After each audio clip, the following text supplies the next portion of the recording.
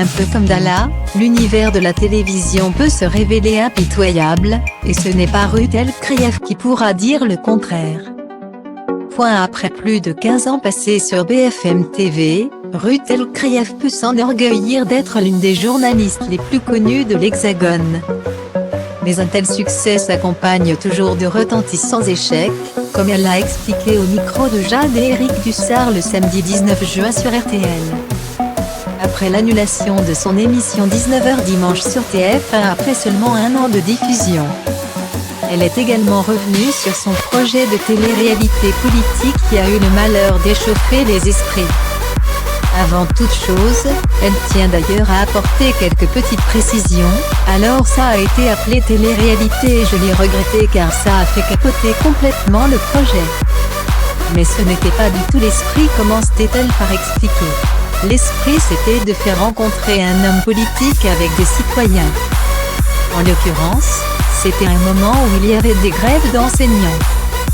Donc un homme politique du gouvernement avec une famille d'enseignants. Un autre cas c'était un homme politique avec une infirmière. Que ce n'est pas facile de travailler jusqu'à des heures impossibles en n'ayant pas toujours les moyens nécessaires. Une riche idée qui n'a toutefois pas emballé les principaux intéressés.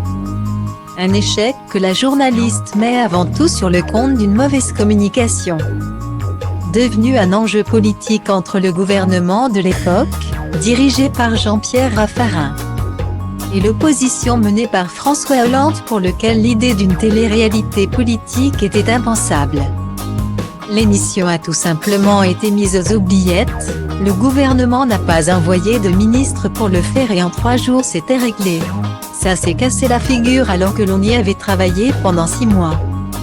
C'est une expérience cuisante mais qui m'a beaucoup appris et il faut croire que Ruth El-Krief avait du flair puisque son idée sera reprise par différentes chaînes. Par la suite l'idée a été reprise 10 fois. Elle était faite sur LCP ou Public Sénat notamment. Sur d'autres chaînes, dans d'autres pays, et alors là il n'y a eu aucun problème. C'était même très banal. C'était au mauvais moment.